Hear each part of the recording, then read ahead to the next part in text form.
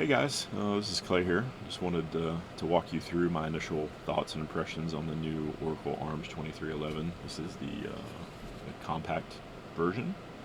Um, Seen some videos and some information mostly surrounding the 5-inch full-size model of this one, but nothing on the actual compact as far as being able to walk through it and specifically talk about this particular model.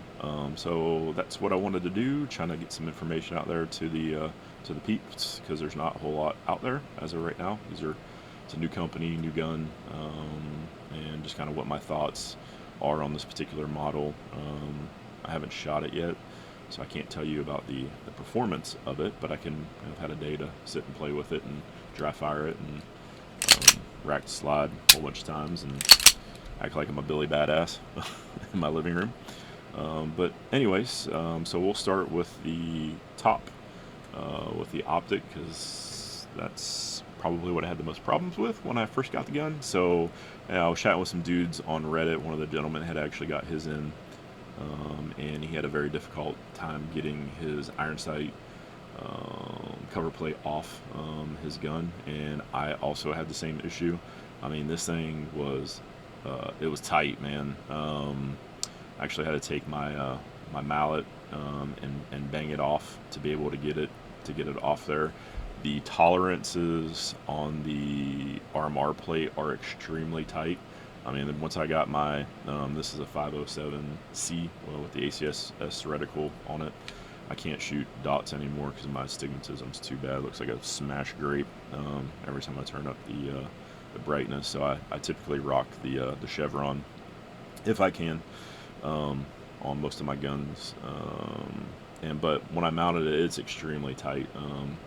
Like I said, when you get in there, because I just dry fitted at first, and I actually had a hard time getting the red dot off of the armor plate. I was able to get it off, but there is no movement, so that part's really good. It was just getting the initial plate off was a pain in the butt. It took me about 5 minutes to keep pounding this off. So I don't know if they thought maybe it was Loctite. I don't know if it's the tolerances because of how it's milled in there. I didn't personally see any Loctite as over, where they put too much on there from the screws to the mounting plate. But like I said, your mileage may vary. I didn't hear any of the other guys on the YouTube videos say anything about that, but on Reddit they definitely did. And my experience was the same. Let's see here.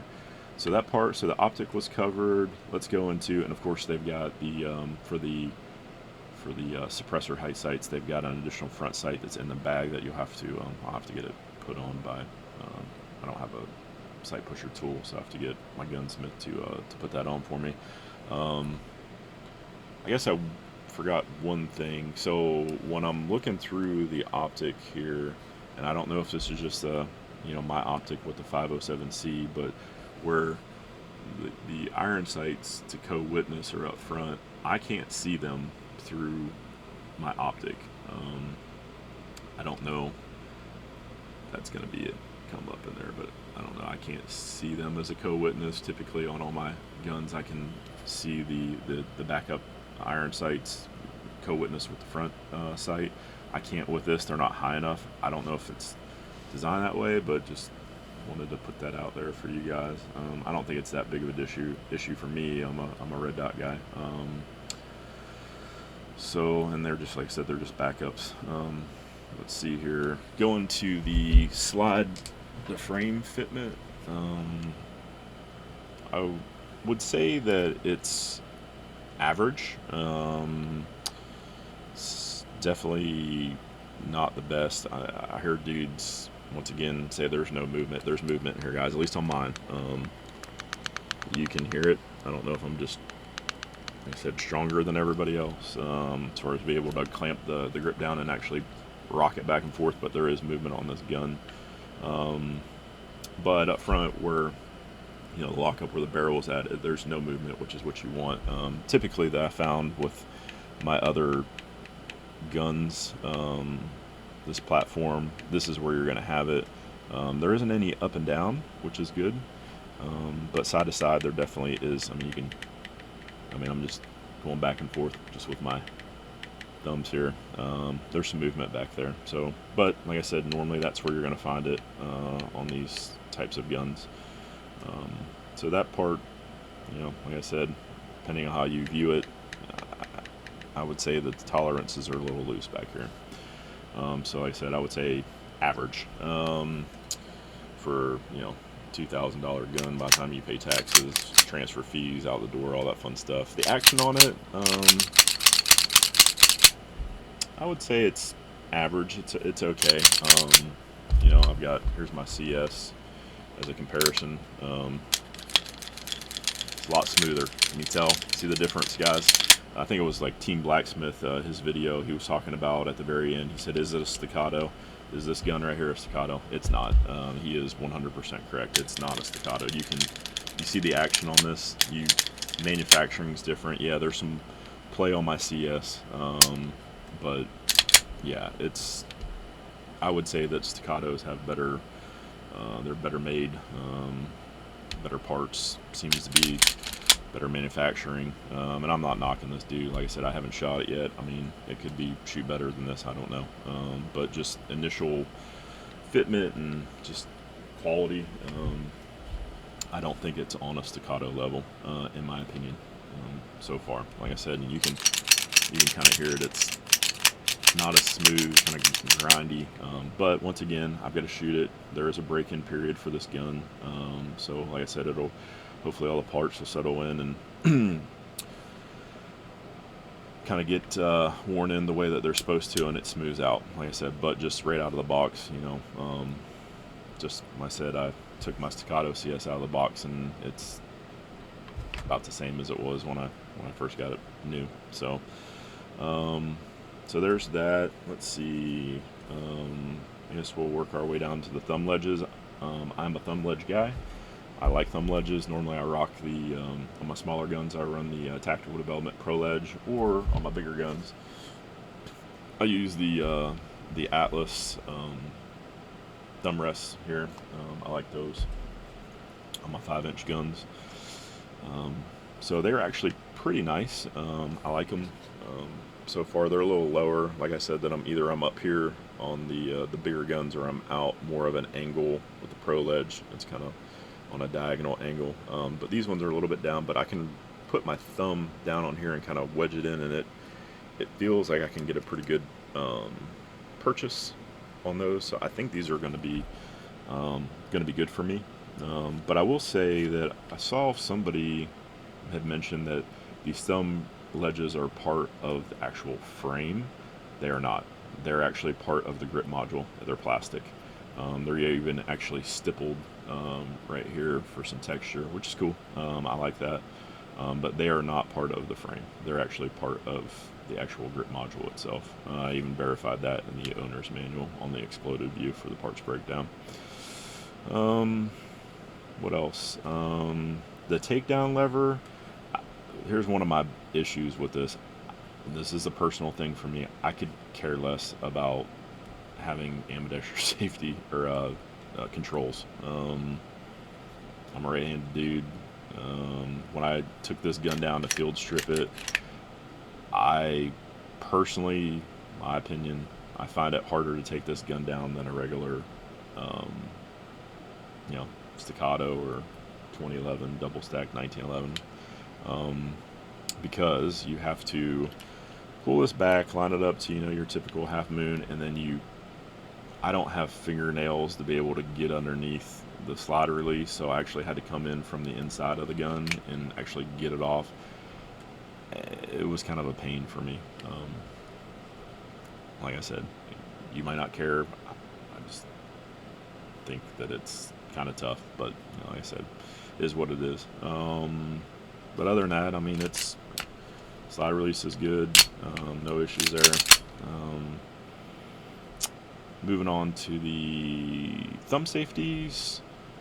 Some thumb safeties are very tactile. I said you move them, operate them. They're not hard. They're on both sides. My only issue with it is I wish that they were. I know this is the carry model. I wish that they were a little wider. Like on my CS, you can see they're a little wider, and this is, you know, one of my carry guns. Once again, personal preference. I know why they keep these skinny, because you don't want to snag them on your shirt if you're carrying, so I get all that. But just to how I like to shoot, you still got to be able to shoot the gun, and you know, when you're on this platform, you know, the correct grip on these things are for you to put and ride your thumb on top of the thumb safeties, and just gives you a little bit more real estate when they're wider. Once again, just a preference for me. Moving on to the trigger, it's probably some people want to know. There is absolutely no take up, none. It is right on the wall, and when I press through it, I think it's advertised at 4.5 pounds. It seems to be up in the 5 range if I was guessing. I don't have a trigger pull gauge, but yeah, it's a little heavier. A trigger, and once again, I haven't shot it. If it, you know, some triggers wear in the more you shoot them, so it might lighten up, but it's not a horrible trigger. I've felt heavier triggers, and it's very tactile. The reset on this thing is really good. It's short. That's it. You hear it? I mean, trigger job, I would say this is a really good trigger job. Now, there might be some people who take issue with the trigger being on the wall. I don't. Like I said, I own plenty of these guns. I've got them all the way down to 2.5 pounds, really light triggers. This one's a little bit, I mean, it's a heavier trigger, so that, but it's almost like a single stage. I mean, it just sits right there on the wall and pops. I like that. Some people might not. Let's see, what else? I would say my other sticking point that I'm not a huge fan of, and this once again is probably because of me, not because of anything else that Oracle did or didn't do, is the grip. I'm a bigger guy.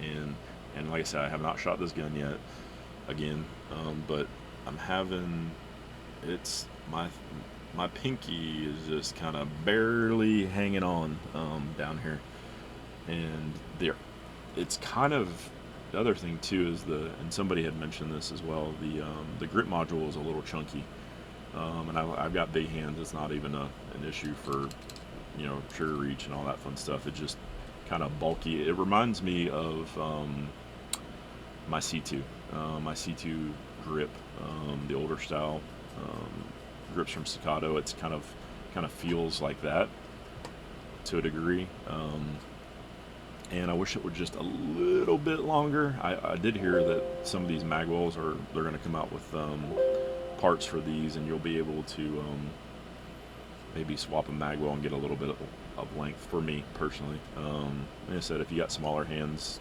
it might not be an issue, but it's a chunky grip.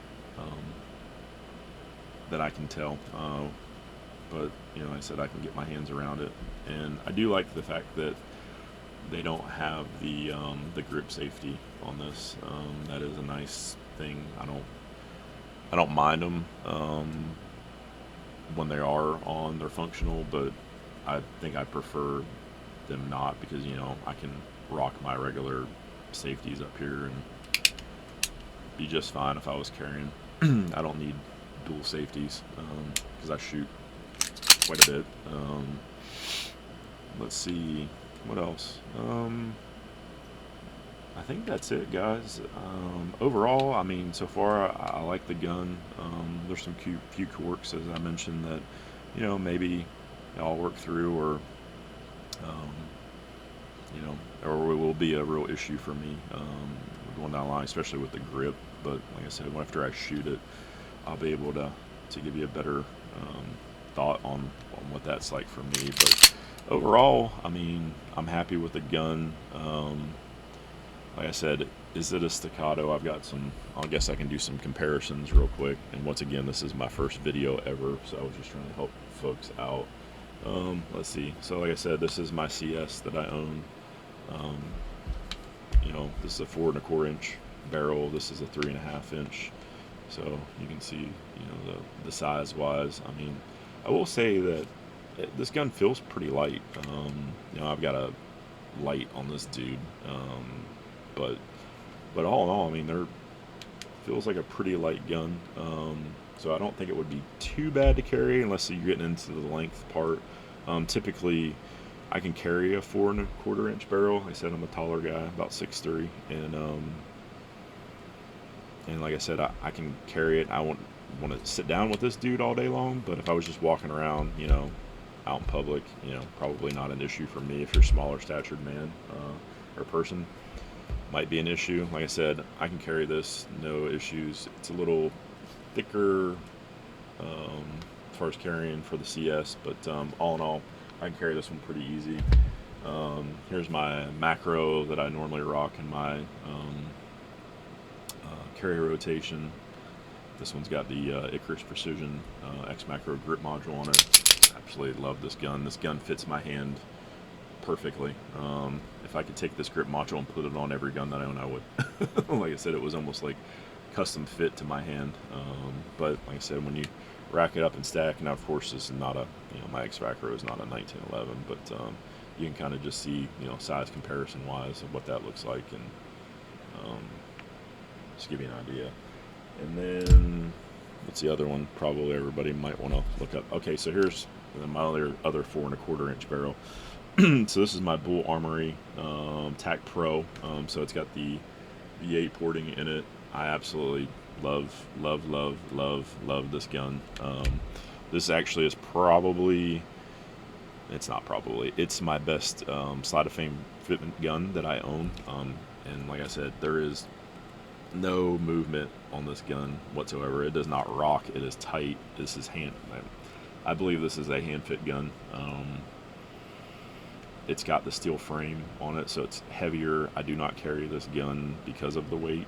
It would just be too much to carry this around all day long. But as far as shooting this gun goes, this gun is a dream to shoot. These ports just flatten this gun out. The weight on this gun is awesome. But here's your 4¼ against 4¼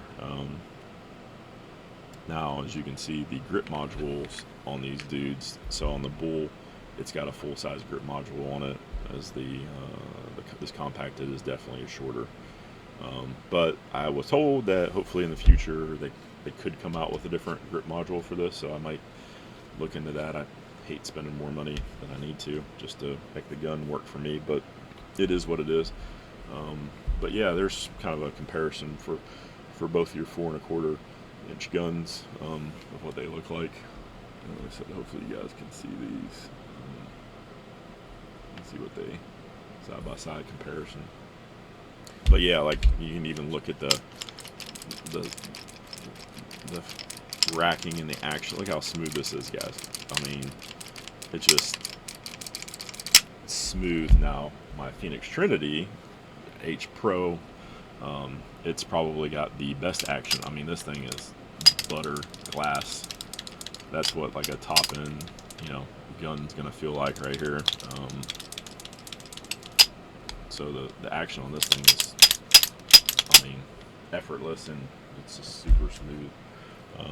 And like I said, that's the reason why I can kind of give you a true comparison of, I own a lot of these guns. Here's my Staccato P. Kind of the same thing action-wise. So this is, the Oracle 2311 is not a Staccato, guys. And I'm not bashing it by no means. It's actually, I mean, if you look at the price for this dude, I think it's, what, $1,800 out the door. By the time, like I said, by the time you do taxes and all that fun stuff, you're looking, it's, $2,000 with the transfer fees and all that jazz. But yeah, just comparing them, I mean, they're not the same. But like I said, me personally, I'm all about how the gun shoots. Obviously, there's some other factors, and as far as if you're going to carry it or what you're going to use the gun for. But for me personally, I've got, as you can see, I got plenty of guns that I can choose from to do different things with. But so we'll wrap this up, guys. All in all, so far, I would say this is a solid gun. Want to shoot it, see how it performs, and I'll give you guys an update of what my thoughts look like on that. But yeah, just wanted to put this out there for everybody, and thank you very much. Bye, guys.